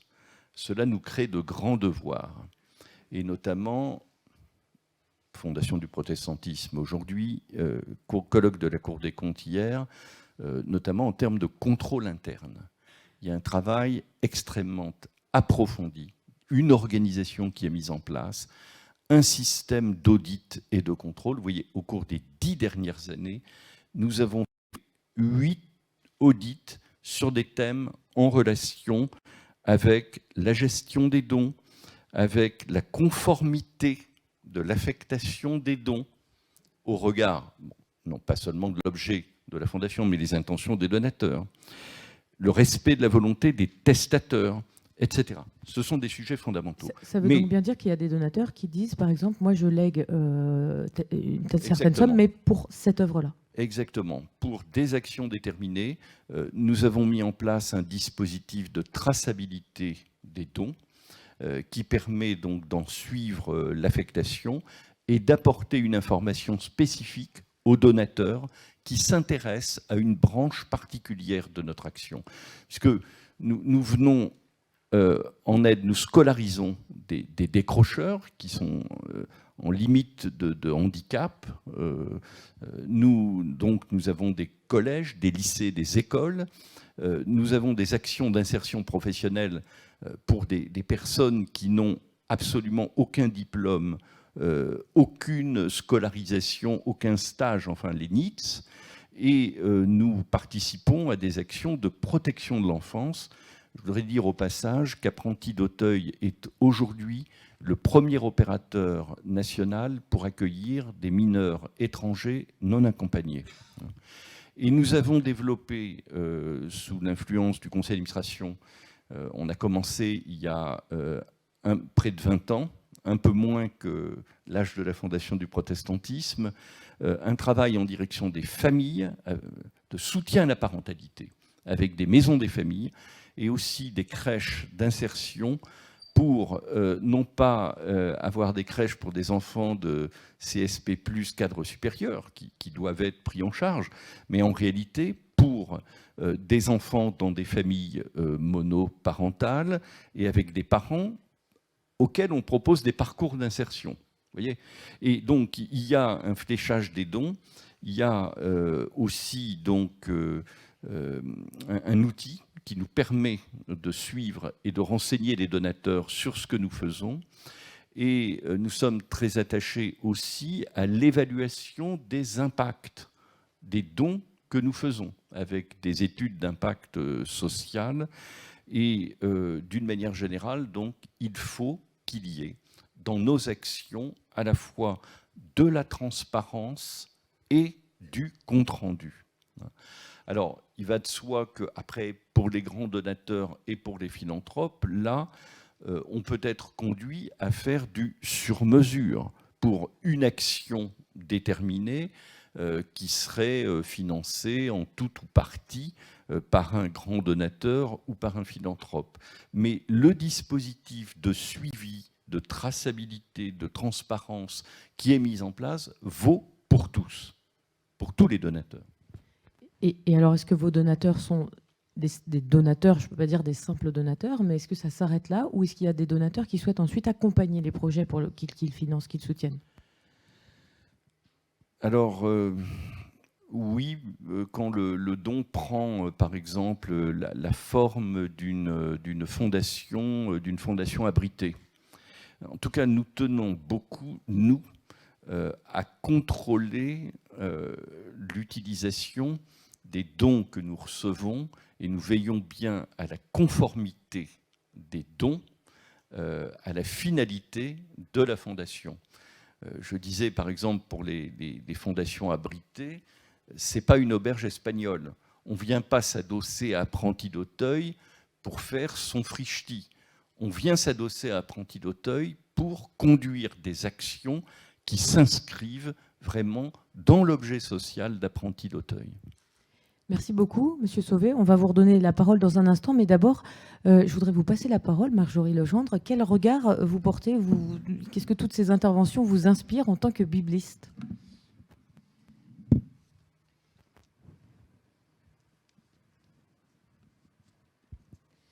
Merci, oui, ça marche. Oui, pas mal a été dit déjà. J'ai bien aimé, bien sûr, le rappel du salut par grâce, du salut par la foi seule, qui entraîne une dynamique de liberté, de générosité et d'amour. Je démarre souvent mes cours d'éthique avec ce verset de Paul dans l'Épître aux Romains au chapitre 12, qui vient après les 11 chapitres où il nous a parlé de la justification par la foi. Et il dit, je vous encourage donc, mes frères, à cause de l'immense bonté de Dieu, à offrir vos corps comme un sacrifice vivant. Voilà le culte conforme et agréé de Dieu. Et voilà, cette dynamique de l'amour reçu qui génère de l'amour, qui a pour conséquence de l'amour qu'à notre tour on donne, et où effectivement on n'est plus du tout dans la logique, et ça va chercher profond dans nos motivations. Je ne donne pas, je n'aime pas pour être aimé, mais je donne et j'aime parce que je suis déjà parfaitement aimé de Dieu, du Père Céleste qui prend soin de mes besoins. Mais je me disais, si on creuse plus encore, je crois que tout simplement la générosité, elle nous vient de Dieu lui-même, de qui est Dieu, de ce Dieu qui est un Dieu fondamentalement généreux. Un Dieu généreux dans sa création. Un Dieu qui a créé une richesse, une diversité, des couleurs, au-delà d'une création simplement fonctionnelle. Voilà, ce Dieu généreux dans sa création, ce Dieu généreux dans sa providence. On connaît ce verset, un Dieu qui fait pleuvoir sur les bons et sur les méchants. Un Dieu qui continue à aimer l'humanité et à la bénir, même si celle-ci le rejette. Un Dieu généreux dans la rédemption qui vient lui-même faire tout le chemin vers nous en Jésus-Christ, donner sa vie pour racheter toutes nos erreurs. Je pense qu'elle tient sa source de là, la générosité au fond, de la personne même de Dieu, de qui est Dieu. Et du coup, il me semble l'importance pour nourrir notre propre générosité, qu'elle ne s'assèche pas, qu'elle ne se fatigue pas, de cultiver la relation à Dieu, une relation vivante par l'Esprit qui nous remplit. Et puis je me faisais la réflexion aussi que Paul le dit en 1 Corinthiens 4, « Qu'as-tu que tu n'aies reçu ?» C'est-à-dire qu'avant d'être un donateur, je suis moi-même premièrement au bénéfice d'un don. Le don de Dieu, le don de la vie que j'ai reçu. C'est pas par moi-même et par mes propres forces que je suis là, debout, que je respire, que je suis en vie, que mon corps fonctionne. Don du salut, ce Dieu qui prend soin de moi. Donc je suis, avant d'être un donateur, moi-même au bénéfice d'un don. Et tout simplement, je rentre dans la logique même de Dieu, dans la dynamique de l'histoire du salut, de la vie elle-même. Et je me disais, mais comment imaginer une société sans générosité ? Qu'est-ce que ce serait triste ? Qu'est-ce que ce serait fade, froid ? Et du coup, j'avais vraiment cette image de la générosité dans la société qui met du lien, de la fraîcheur, de la gratuité, qui est un peu ce sel que nous appelle le Christ à être dans la société. Une société qui respire par la générosité. Et la générosité, au fond, comme valeur du royaume de Dieu. Un royaume dont nous savons que seul Dieu le fera advenir pleinement et parfaitement un jour, mais que nous pouvons contribuer, parce que Dieu nous fait collaborateurs, nous pouvons contribuer à faire avancer, notamment par la solidarité et la générosité. Et je me disais peut-être que les premiers lieux où devrait se voir cette générosité, c'est l'Église. Déjà, il faudrait, et le sont-elles toujours, que nos églises, nos communautés de foi soient des lieux de générosité. Et du coup, propose à la société qui l'entoure comme un modèle. Voilà une autre façon de vivre qu'un système égoïste, compétitif, de concurrence. Un modèle et une générosité dans l'Église qui puisse ensuite déborder dans la société et l'inspirer. Et voilà, et j'avais aussi en tête, il nous a été parlé notamment par Monsieur Larcher du christianisme social, et bon, il y a eu beaucoup de débats à ce sujet, mais pour nous, il me semble important de jamais déconnecter l'action sociale, la générosité, de l'annonce du salut, de l'annonce de l'Évangile, avec cet Évangile qui est bonne nouvelle du salut et bonne nouvelle pour les pauvres. Je pense au manifeste de Jésus au début de l'Évangile de Luc, en Luc 4, voilà, qui reprend les paroles du prophète Ésaïe, les prisonniers qui sont libérés, les yeux des aveugles qui s'ouvrent, la bonne nouvelle annoncée aux pauvres, une année de grâce. Et voilà, annoncer l'Évangile dans son intégralité pour répondre aux besoins corps et âme de la personne humaine et lui rendre sa dignité, comme ça a été dit. Et puis je me fais aussi une petite réflexion sur l'argent. C'est vrai que si on prend les propos du Christ sur l'argent, voilà, on ne peut adorer Dieu et Mammon. Mais je repensais à cette autre parole dans Luc 16, la parabole de l'intendant infidèle, et où à la fin le Christ dit à ses disciples, faites-vous des amis avec les richesses injustes. Et donc sachez-vous aussi utiliser l'argent, les ressources, pour en faire quelque chose de bien. Et est-ce que finalement la générosité ne serait pas une manière de racheter Mammon, en quelque sorte? Et puis voilà, un dernier mot. C'est vrai que ce soir, on parle beaucoup de dons et de dons financiers. Et après, il me semble qu'il faut concevoir la générosité, en tout cas dans ce que nous enseigne l'Écriture, de manière beaucoup plus large. L'Évangile nous parle beaucoup de l'hospitalité, de l'accueil, de la grâce et de la générosité dans nos paroles. Bien sûr, il y a le don. Paul lui-même a été un fundraiser quand il a organisé la collecte pour l'église de Jérusalem. Et c'est un modèle intéressant à suivre. Générosité dans notre temps. Ça, on a tous du temps à donner. Et au final, être encouragé à avoir un style de vie généreux. Voilà. Merci beaucoup, Marjorie Legendre. Est-ce que, peut-être une question plus personnelle, est-ce que vos engagements, vous pensez que votre générosité, comme le disait Marjorie à l'instant, elle vous vient du Père? Est-ce que vos engagements ont un lien avec votre foi? Carole de Saint-Afrique, Jean-Marc Sauvé. Totalement. Tous mes engagements au centre des réfugiés, où j'avais créé une société de vêtements d'enfants en commerce équitable avec le Chili pendant 15 ans, c'était également un engagement totalement lié à ma foi, oui. Quelles sont vos motivations?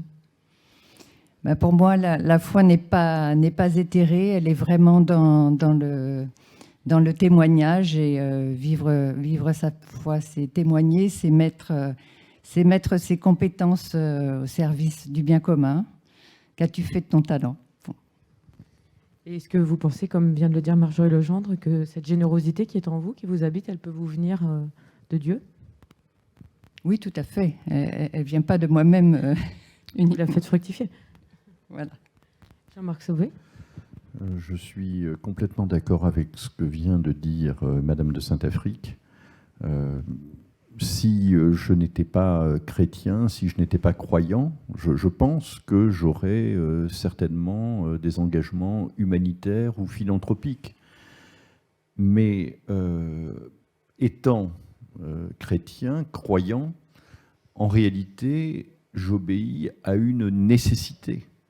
Et je participe à la réalisation du plan de Dieu. Voilà. Et tout cela, et je dirais, c'est ce à quoi nous sommes invités, c'est en réalité à participer à une œuvre de salut. Tout ça, nous le faisons parce que eh bien, nous avons reçu ce don de la foi, et donc ceci nous met en mouvement. Mais est-ce que quand on est confronté comme ça à des questions d'organisation, des questions fonctionnelles, il faut faire marcher une fondation, il faut répondre aux donateurs, réorganiser les dons, est-ce que parfois ça peut nous éloigner de la foi, nous faire perdre de vue l'essentiel, comme tous les engagements d'église aussi? Il y a des médiations humaines qui sont parfois un peu austères, qui nous font perdre parfois de vue ce que sont nos engagements, nos finalités ultimes. Mais en fait, on y revient toujours, parce que au-delà des questions techniques, pratiques, la levée de fonds, enfin tous les problèmes qu'on doit gérer dans une fondation qui a 230 établissements, 6 000 salariés, qui prend en charge donc plus de 30 000 jeunes et 6 000 familles. On est évidemment submergé par les problèmes, par les questions. Je suis très frappé de voir qu'aussi bien au sein du conseil d'administration que du comité de direction générale et même le comité exécutif, puis après on réunit, je ne sais pas, par exemple, une convention des directeurs d'établissement en janvier.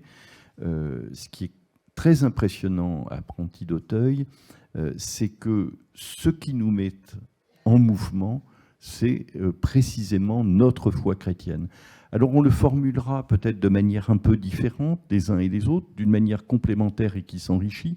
Dans tout ce qui a été dit ici ce soir, on le dit avec des mots différents, on a des parcours différents, des expériences différentes, mais c'est bien la foi qui nous met en mouvement. Nous ne sommes pas uniquement engagés dans de l'action humanitaire. Et alors, est-ce qu'il vous arrive de prier parfois pour les gens que vous accompagnez ou les projets que vous soutenez au sein de votre fondation ou au sein de Flamme, par exemple? Alors, au sein de Flamme, au niveau du conseil d'administration, avant de commencer une réunion de conseil d'administration, à tour de rôle, on prépare une prière pour nous apporter tout le discernement nécessaire pour soutenir les projets. Et pour ne pas perdre de vue l'essentiel. Tout à fait. Alors, je dois vous avouer qu'à Apprentis d'Auteuil, c'est la même chose. C'est-à-dire, on ne commence pas un conseil d'administration, un bureau, une réunion de comité, même une réunion plénière avec, je dirais, les chefs d'établissement, sans faire cette étape de prière. Je crois que, par ailleurs, indépendamment de ces occasions formelles, un peu officielles, mais communautaires, on peut, et moi, personnellement, oui, je prie avec et pour ceux que nous accompagnons, même si aujourd'hui, les chrétiens et les différentes confessions chrétiennes sont devenues tout à fait minoritaires dans les publics d'Apprentis d'Auteuil. Voilà. Et ça ne nous empêche pas, par exemple, d'aller à Lourdes ensemble, comme on l'a fait, dans une démarche qui est une démarche spirituelle et qui respecte les convictions de tous les jeunes et de toutes les familles avec qui nous allons à Lourdes, y compris des femmes voilées. Bon, ne le répétez pas trop parce que je vais me faire pendre haut et court et je risque de perdre, mais tout à fait à la marge, quelques donateurs, quand même. J'avais quelques petites questions aussi à vous poser, voilà, à partir de textes bibliques, voir comment vous les recevez, comment ils vous interpellent, qu'est-ce qu'ils peuvent nous dire aujourd'hui. Et une première question, en fait deux, mais qui vont ensemble, que j'avais intitulé « Une générosité radicale ». Alors bon, je sais, le terme radical n'est pas trop à la mode. Et puis, jusqu'où notre générosité ?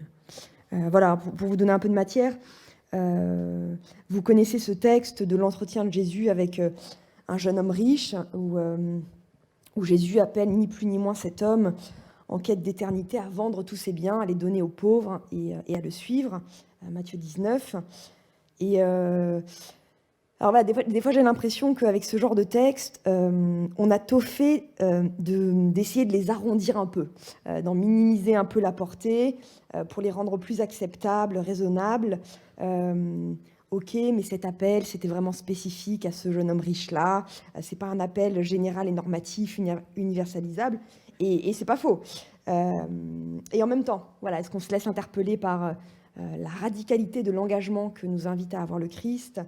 Je pense aussi à cet autre homme riche de l'Évangile, Zachée, qui, à l'annonce du salut qui entre chez lui, a cette réaction « Voici, Seigneur, je donne aux pauvres la moitié de mes biens, et si j'ai fait tort de quelque chose à quelqu'un, je lui rends le quadruple. » Et puis alors, on a aussi des paroles « Quiconque d'entre vous ne renonce pas à tout ce qu'il possède ne peut être mon disciple. » Voilà, j'aurais bien aimé de voir comment vous réagissez à ces textes, qu'est-ce qu'ils peuvent avoir à nous dire, voilà, sur ce thème ce soir de la générosité.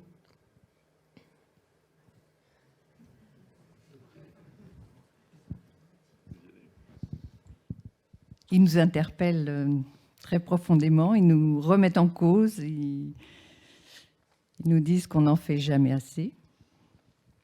La générosité, c'est financier, mais c'est aussi par le temps. On en a largement parlé. Je crois que, enfin, dans la levée de fonds, on a commencé à 2 jours par semaine, on a fini à 4 jours par semaine. C'est une toute petite partie de la réponse, de l'interpellation. C'est extrêmement dérangeant, décapant, mais c'est ça qui nous met en mouvement, je crois. En tout cas, moi, c'est ça qui me met en mouvement. Et puis, au bout du compte, il y a toujours une tension, parce qu'on n'est pas, on ne se situe pas au niveau de cette exigence et de cette radicalité. Mais malgré tout, on peut vivre cette tension sans pour autant être dans la névrose.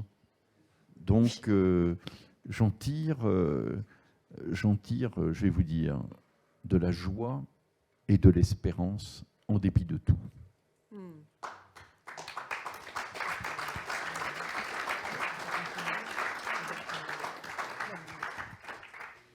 Merci beaucoup à tous pour ces échanges. Pour terminer cette rencontre, nous allons entendre... alors attendez. Déjà, on va commencer par entendre moi sans le masque. Pour terminer cette rencontre, nous allons entendre dans quelques minutes le mot du président de la Fédération protestante de France, François Claveroli. Mais juste avant ça, je vous propose de regarder à nouveau un extrait de la vidéo qui a été réalisée avec les fondateurs de la Fondation, qui va nous tourner vers l'avenir, vers le « et après ». Merci à tous.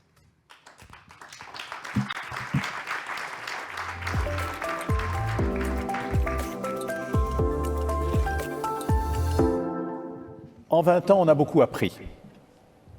On a appris à utiliser cet instrument.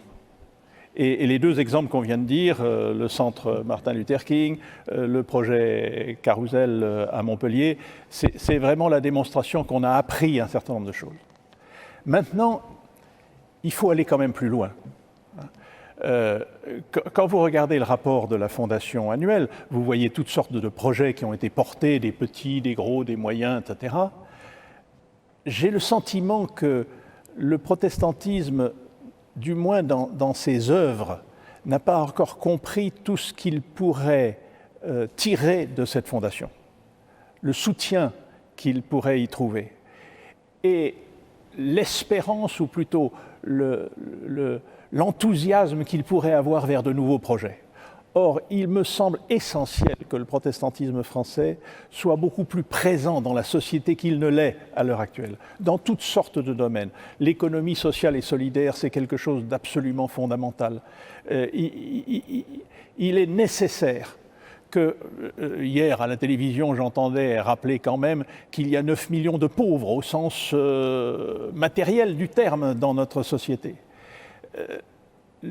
La fondation du protestantisme pourrait être un instrument fantastique pour multiplier par 10 les possibilités ouvertes aujourd'hui dans la société de témoignage du protestantisme français. C'est ça que j'attends de la fondation. Alors, 10 ans, 20 ans, 100 ans, peu importe. Hein.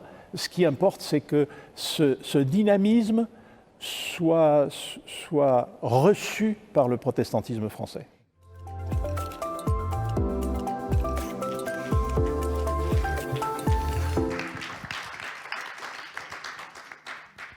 Je vous propose maintenant de donner le mot de la fin au président de la Fédération protestante de France, François Claveroli.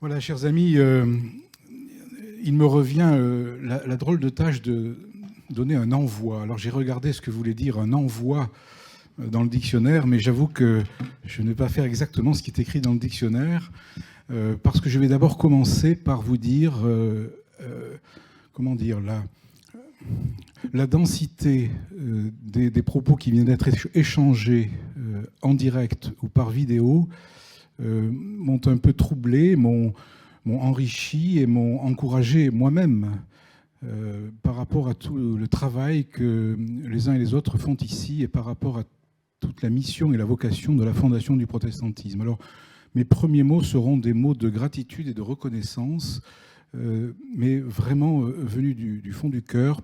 Et j'adresse ces mots de gratitude et de reconnaissance non seulement à ceux qui sont intervenus à l'instant, en vidéo ou en direct, mais à chacun de vous, à chacune et à chacun de vous, parce que je sais que vous êtes les uns et les autres engagés d'une façon ou d'une autre dans cette vocation de la Fondation du protestantisme. Je voulais aussi vous dire que grâce à vos soutiens, les fondations et la Fondation du protestantisme peuvent poursuivre leurs travaux. C'est un ensemble d'engagements vieux de 20 ans maintenant.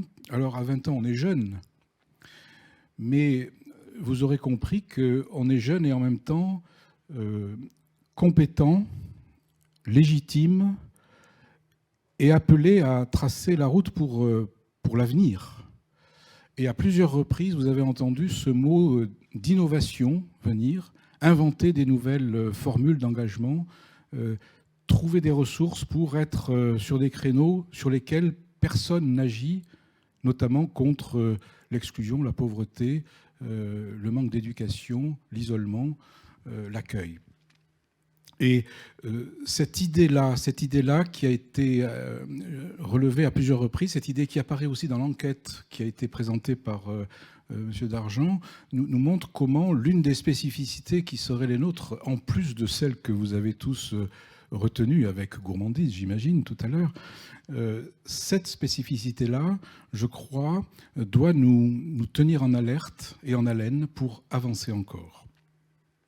Grâce à vous, donc, des projets peuvent être mis en œuvre, inventés pour demain. Je voulais, pour ce qui est de l'envoi, prendre deux mots et puis les conjoindre, le mot de réel et le mot de symbole, ou le mot de réalité et le mot de symbole. Vous savez, souvent on oppose ces deux choses. La Fondation travaille dans la réalité, puis l'Église dans le symbole. Et j'aimerais conjoindre ces deux mots pour dire que le geste et la parole vont ensemble.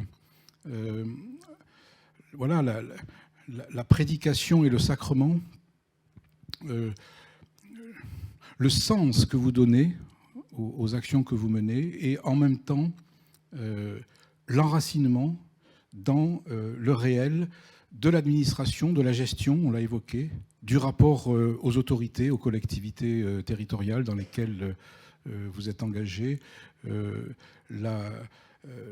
l'attention portée à la justesse des rapports, au suivi des comptes et au suivi des projets.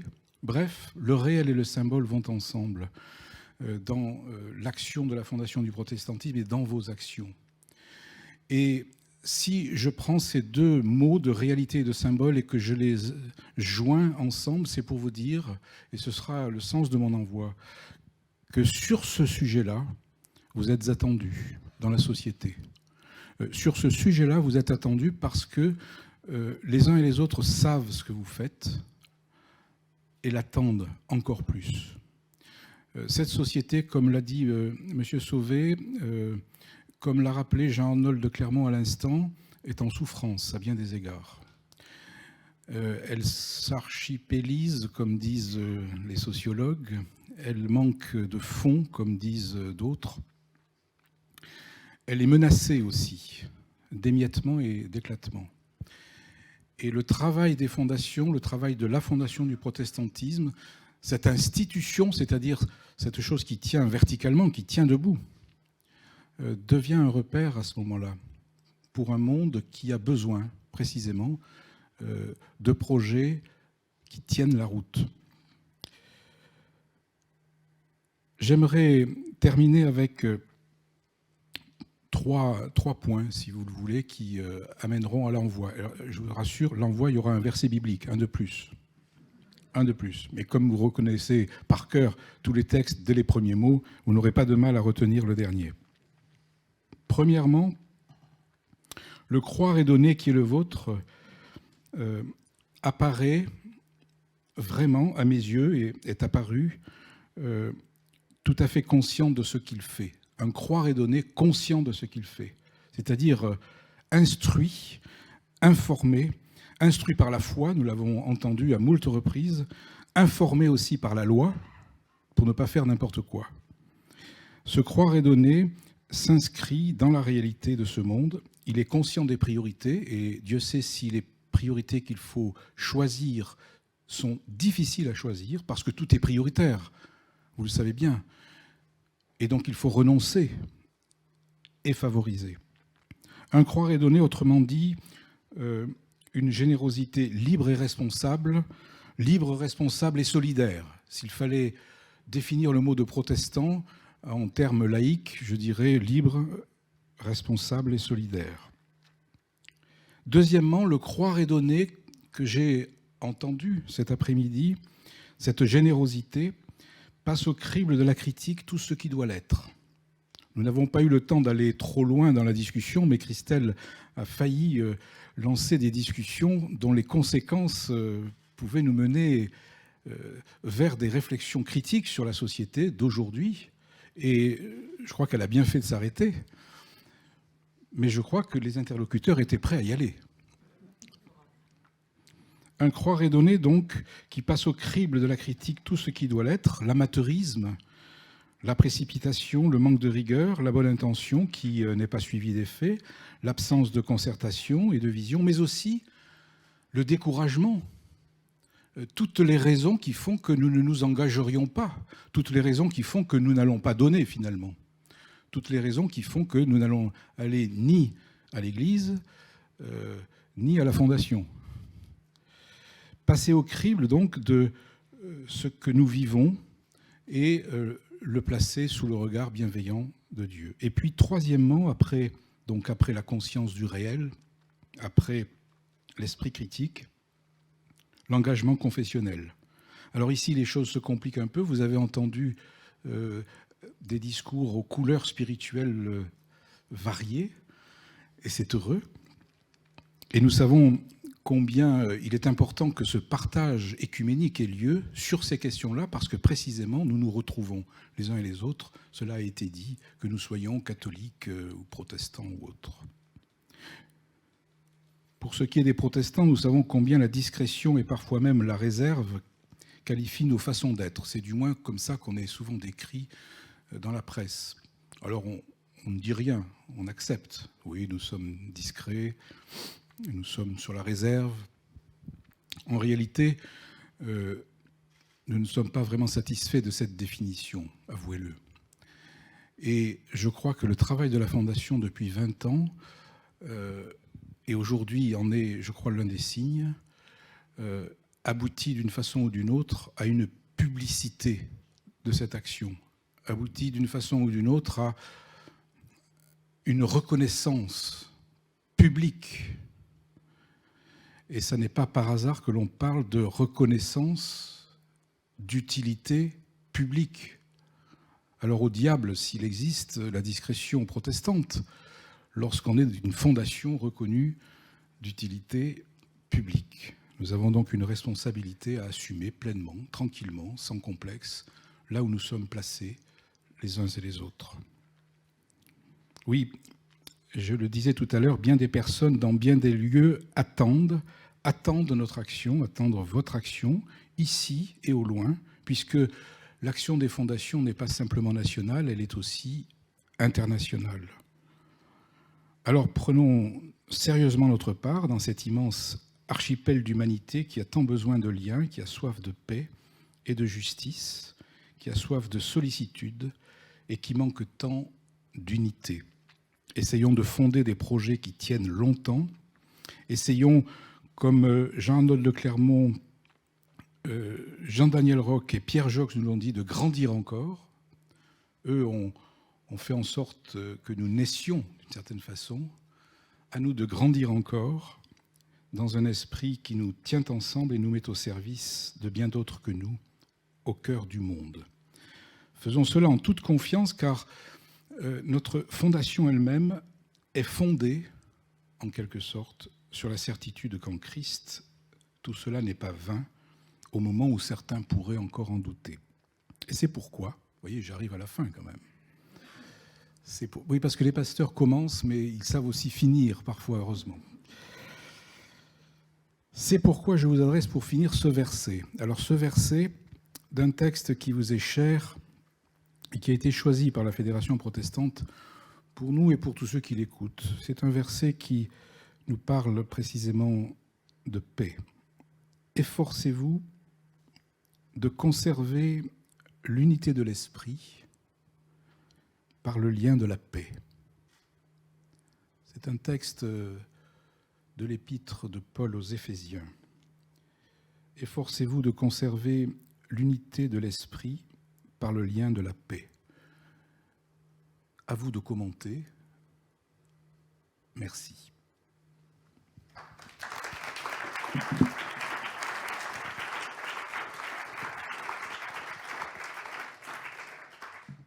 Merci beaucoup, François Claveroli. C'est la fin de notre rencontre sur le thème « Croire et donner ». Je vous rappelle que vous pouvez revoir tous ces échanges et toutes ces interventions en replay sur le site de la Fondation du Protestantisme. Excellente soirée à toutes et à tous.